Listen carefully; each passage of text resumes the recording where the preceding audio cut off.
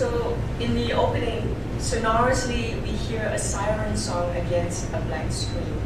The lyrics roughly translate as, "My love left me like the separation of my soul from my body." And these two lines are repeated into a rousing crescendo. If we listen carefully, these lines already herald the reason for the string of ritual murders, the release of the trapped souls, jiwa, from their physical bodies, jasa. When the visuals appear, the very first scene is someone holding up a mobile phone screen to record the performance of a drag queen, Sheila, on stage. And we are later shown the names of the nightclub, Eden, which you saw in the background. So after the show, when she goes backstage, she comes across a fellow performer staring at the body, and we learn that Eden Club on the Garden of the Lights is where the victim had come to listen to songs to help him get through his life. So all these are kind of hints of what's going on in the film.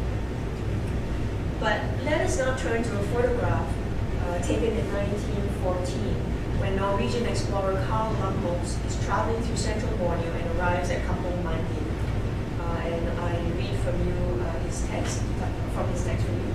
Thanks to the efforts of the vaccinator, the Dayaks, who were very friendly, submitted to the novel experience of the camera and kept me busy the day that we remained there. A great number of women whom I photographed in a group, as soon as I gave the signal that it was all over, rushed with one impulse to the river to cleanse themselves from the evil effects of the operation. So it's this image of tribal women cleansing themselves in the river after having had their photo taken that's the inspiration for the film. Dain says, the idea of this whole clash, a meeting of two worlds where tribal people came head-on with 20th century technology for the first time, made an interesting proposition for a film.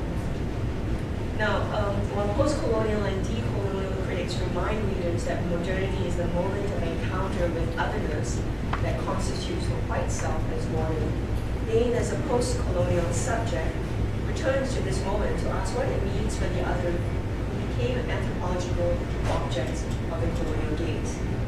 During Lumholtz's expedition, which was funded by the Dutch and Norwegians, he made copious notes and acquired numerous artifacts, things like weapons, native crafts, specimens of wildlife and rare exotica. He even recorded vocabularies and measurements of 227 individuals and brought home photographic plates and films.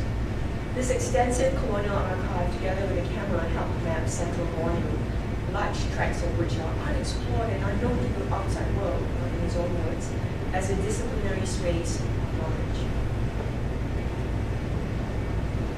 So to paraphrase Ella Short and Robert Stamp, operating on a continuum with zoology, anthropology, botany, entomology, biology, and medicine, camera, like the microscope, has new visual apparatuses that demonstrate the power of science to display and decipher otherized cultures, anatomize the other, dissection and montage together constructed a presumably holistic portrait of the colonized.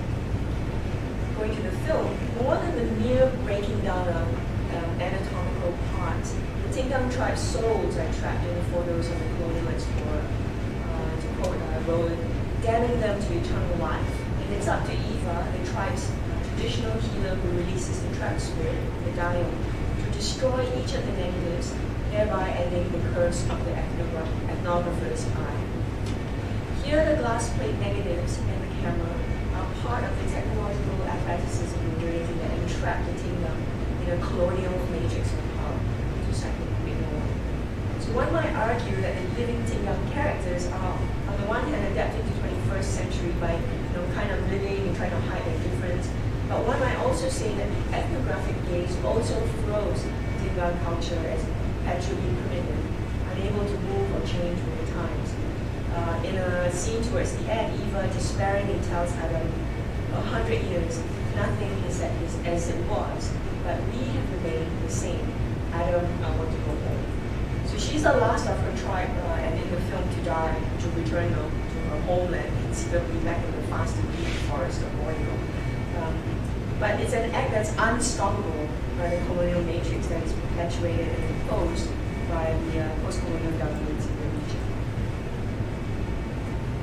The contrast between two belief systems revolves around seeing and unseen, as modernity privileges what is visible to the eye since the scene is knowing. At the forensic lab, the coroner outlines the report as a systematic list of items as she goes from head to toe. The beads under the eyelid, punctured jugulars, the veins, the drained blood, the cuts are precise. Yet the victim died of hypothalamic shock. And then also, she talks about, and it kind of looks at the body as something from outside, from what can be seen, and then to what's inside. So she says, we're checking his DNA now. At the first crime scene, the image below, surrounded by police tape, the film camera zooms in on the black and white feathers and the pieces of shattered glass on the floor. We see the anonymous forensic officer picking them up slowly with pincers and gloves before bagging the evidence and later, no doubt, labeling them. Throughout, we hear the snapping of the police. These are objects and body parts that can be visibly observed, even sniffed at, as Man does so in the coroner's minds. There are parts that can be taken apart, tallied, put back together through the powers of deduction to form some rational conclusion. However, although the physical body, the jasad, can be dissected, the spirit or soul, jiwa, cannot be seen by those who do not believe in tribal knowledge. Adam is the only one who sees things, and for this he's misunderstood and perceived to be mentally unfit for work. When he looks at the glass negatives, he can sense its otherworldliness and the spirits within. And in two separate scenes, he sees the image of the dead body parts kind of moving. So I'm going to show you another scene of a kind of magic realist scene.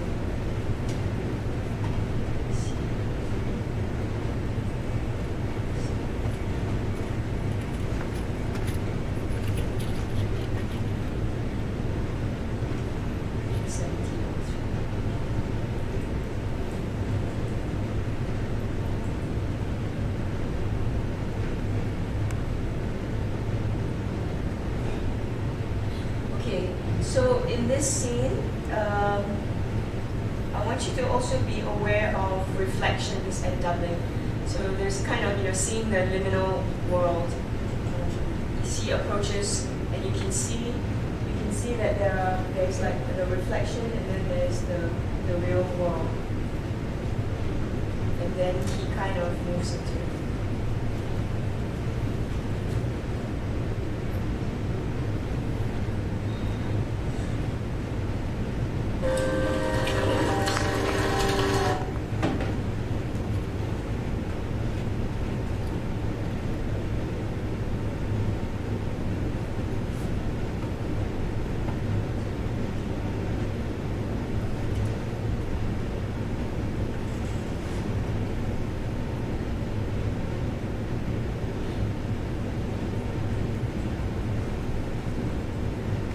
Wi-Fi here, right?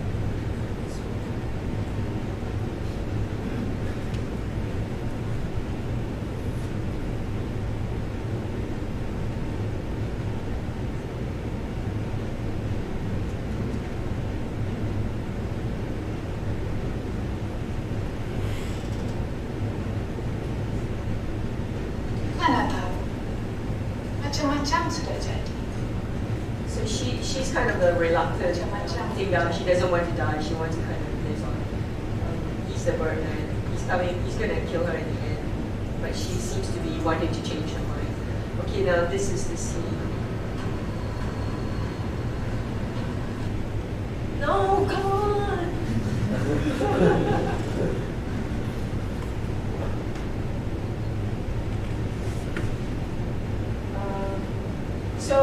So you will hear this music, which I call the Inaritu music.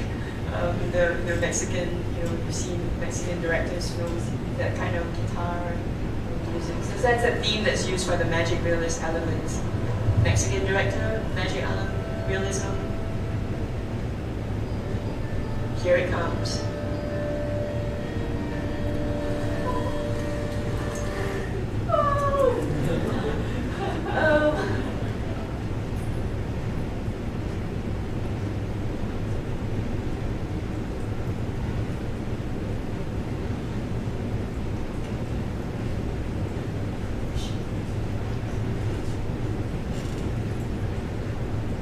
Sorry, it's a film that I couldn't download because it's like they're password protected. It's not up on YouTube. Okay, this is going to take too long, so maybe we won't show it.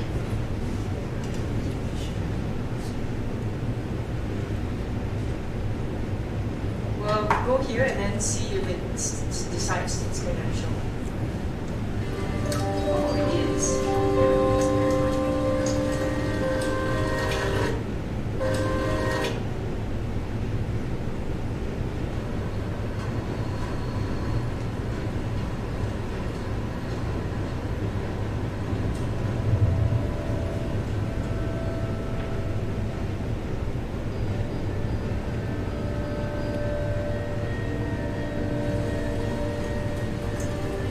The sun shower is somewhat magical because it's a contradiction of the sun and the rain.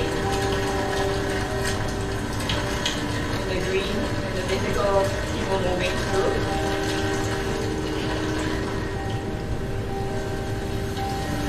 And she comes.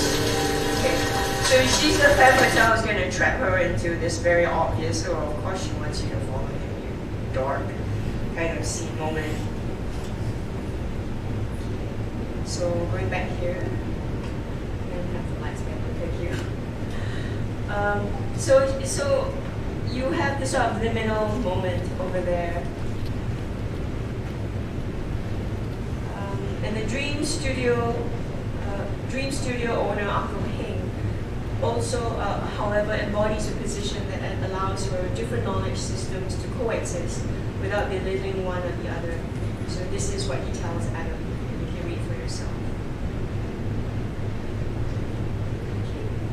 So, in other words, when he says that things exist regardless of whether you can see them or not, it's what you want to see. So, in other words, sometimes the evidence is right in front of us, but we don't believe it, or we don't see the connections because it contradicts reason and Western logic. Now, this image is at the beginning of the film when Man, the cop, ropes Adam in to help him solve the string of ritual murders. So, Adam's getting out of the car. But you can see in the back, there's an advertisement on the side of a truck for mythical Borneo, something about mythical Borneo in the rainforest. So this is before we know anything about the Tinggang, but it's already planted there for us. So seeing and not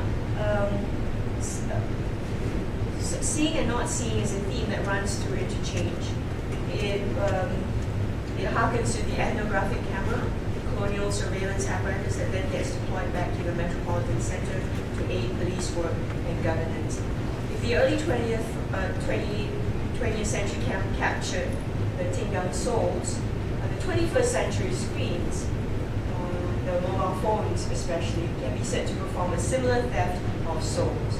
Adam's peeking into his neighbors' lives through his viewfinder shows modern families that are socially alienated. All are looking at their mobile devices instead of interacting with each other. It's as if people are not living authentic lives anymore. They are unable to experience the moments directly and prefer to see it through their mobile phone screens. Remember the opening shot? Or through digital cameras. Okay, his wall, so he's been taking pictures of his neighbors, and his wall is a collage of these still shots of each family, as if he intends these photos to tell a story. These modern alienated subjects become his obsession as he attempts to reclaim meaning and certainty from a profession which he has sorrowed with. In truth, while he wants to stop photographing dead bodies, he cannot quit being a photographer because he's addicted. He's addicted to photography. In fact, his camera is the first thing he nears when he gets home. We actually don't see him eating or drinking. We only see him kind of being hooked to the camera. One day, his voyeuristic gaze finds a beautiful new neighbor, Eva, whom he falls for, who returns his gaze. And once she becomes real, and this is a word that pops up in the film, meaning once she establishes actual contact with him, the camera on the balcony loses its fetish quality.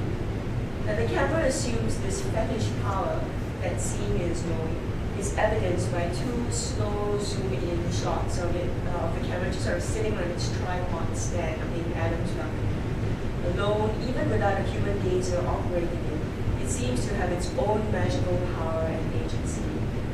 Later on, when Eva turns the antique camera on Adam and makes him the object of its magical gaze, the photographing moment transports him back to the river in Kampong Mandi in 1914. I'm not going to show you the video because I'm not confident that we're going to be able to see it smoothly. Okay. So this is that moment. Adam's in-betweenness, culturally, he's sort of in between Sabah and metropolitan KL.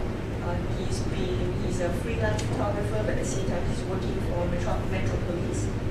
This in-betweenness enables him to see things that the other detectives like Man or Jason can't see.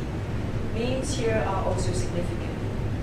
Okay, in Arabic, Azman means willpower and dreams or ambition. And Man, but when you pronounce it in English, man, is symbolic of universal humanism that places man with his willpower and drive above all other forms of life and at the center of the world.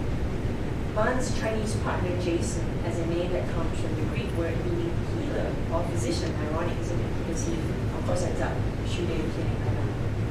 This possibly suggests that Western science has limitations and its blindness to other epistemological truths may be attributed to arrogance. At the station, Jason presents evidence that the Tingam tribe has been extinct for over 50 years and concludes that the police have therefore been conned into believing that the victims were Tingam. He said, using the negatives made it seem real. So despite not knowing what the motives are, Jason believes that they have enough evidence. They found fake passports from this lady who owned the antique shop. And they thought that that would be enough to bring the suspects in. But a few minutes later, Sunny comes seeking to be arrested in order to get protection from the next victim. Man makes fun of her and pronounces that the station isn't a hotel, that one can come and go as they please. He literally turns his back on her. He ignores the police and he kind of waves her away. Subsequently, even as they tail her when she leaves, they can't stop her from being killed. Dain believes in the magic of cinema.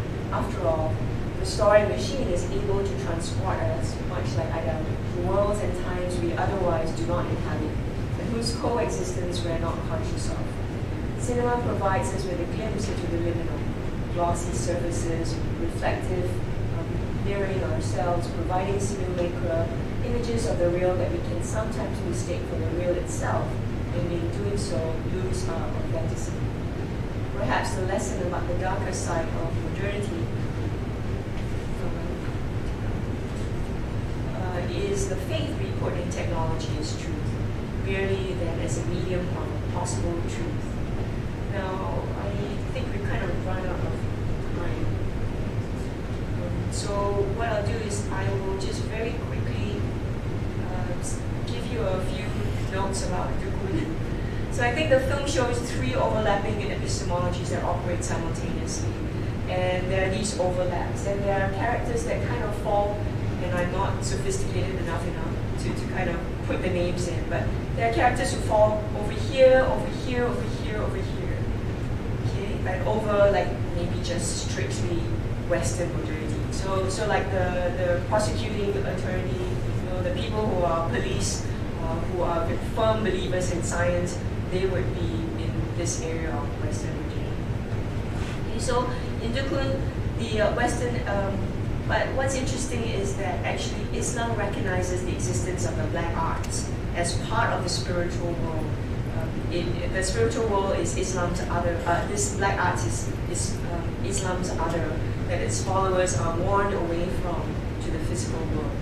Okay, so another kind of simplistic understanding of Islam, or Islam acknowledges the physical world and the spiritual world. And the physical world is alam nyata. The word nyata comes up in the film Dukun, right? So nyata and alam gaib. Okay, so Islam recognizes this physical world, which is nyata. Nyata means that which is apparent to the eye, okay? That which is clear, like facts would be nyata. Okay? Kenyataan means facts, right? Now, the noun for nyata, another noun for nyata. Okay, so in the film, you'll see people talking about how there are things that can be seen and cannot be seen. And And the Western epistemological system is shown to be parallel but peripheral to the continuity of tradition, i.e. the tradition here is the black arts, and it's manifested in the law court, the prison, and the police station. In the relational understanding of modernity, Susan Friedman defines tradition as that which signals the unfolding of the future within the continuous pathways of the past. So modernity calls for perpetual subversion of the past as the precondition of the future. And so basically that means that modernity requires a rupture with the past to move forward. So you gotta have to leave behind all the systems of belief in order to be modern. But just like in Interchange, the past is represented as tradition. Here in Dukun, it takes the form of Batak witchcraft. It wreaks havoc in the modern world of reason, and it triumphs over the institutions of secular modernity. The law court, the prison, police enforcement. At the end, Diana Dathlan is found guilty. So here she is being taken in. She's found guilty and she's sentenced to hang. When informed that she can appeal, she refuses to appeal and she announces that she's ready to die. So was justice served? Was evil defeated? Informed, justice was served as the murderer, our wife being unrepentant, was caught, she was tried, and she was sentenced to death, and she was put to death. However, she got what she wanted, and death did not faze her, as she had already put into place a succession plan by transmitting her powers to Nadia, another woman, the night before. So one might say that she merely passed through or transcended the system, judiciary and the prison. Okay, in the court system, Karim, who is her lawyer, tries to defend her by using the black arts as a kind of reason, by trying to see the logic within the black arts, and it does have its own logic. So according to this logic, the politician dies because he did not observe the social taboos. So if you don't observe the social taboos, it means you will not be invisible, and therefore when I test you by putting a sword through you, you obviously will not survive. I'm not going to show you that, but I do want to end with the closing scene at Masjid Jami. Now, what's very interesting about this scene is, and not to worry, you won't have problems with the Wi-Fi because I've downloaded it. So what's very interesting about this scene is, so this woman is the lawyer's teenage daughter who's run away.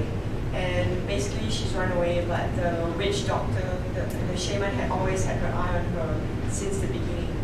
And so she's transferred her powers to her. And she's now taking on the Dukun role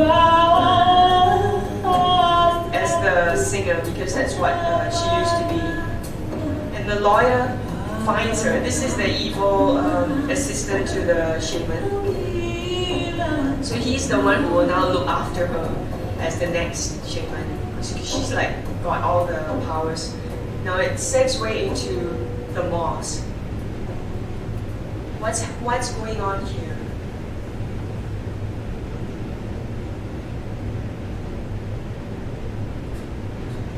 What's the camera doing?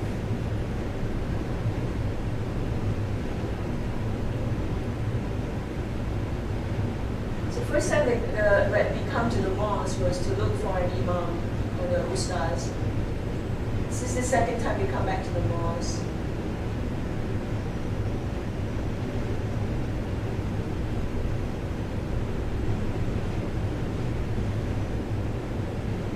And this is the lawyer. So the first time when he came to the mosque, he was asked to have faith in God. At that point, he was somebody who had lost faith in God. But here, despite losing his daughter to the black arts, here he is having faith or returning to his faith. Now this is a very interesting shot. It's an exterior shot of the mosque, and this is a shot that you will also see in the Big Durian. This is the confluence this is where the river lies. This is the beginning of Kuala Lumpur. At the confluence where the Gombak River and the Klang River meet. And then we end with this quote. So it's very suggestive here that Malaysian modernity and Islam overlap, right? And you have this hybrid kind of modernity that is both belief in Islam as well as belief in black magic, or you can also, I guess, read it as Western modernity and these other magic. But you can see also that God is not there. Right? So the faith in God is you're having faith in God that you cannot see. The first time we see the scene in the mosque, he meets the imam who then tells him, okay, you're looking for help. And the lawyer says, I'm looking for somebody who's lost. And the imam says, lost, well, just lodge a police report. And he's like, no, I'm looking for, it's not that nyata, it's not that clear. And the guy says, well, if you need help in the ways of the white man, in the Western law, you're the expert. Or if you need help in your faith, I can help you. And then he tells him to have faith in God.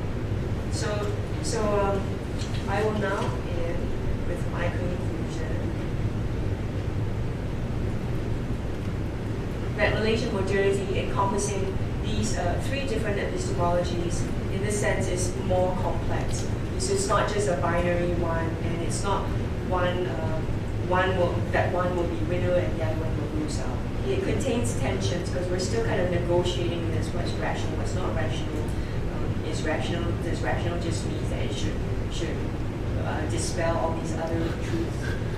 It contains tensions that are not necessarily contradictory, that one winner takes all away. Now let me clarify that I don't condone belief in black magic. But what I am claiming is that modernity may come in different forms that we in Asia, in Taiwan, may identify with or feel affiliated to more than with modernity from elsewhere in the Western world. It can be an example of different geo-specific modernities, or a way to pose, to kind of pay homage to Cheng Fan Sing here. It could be a way to pose Asia as well.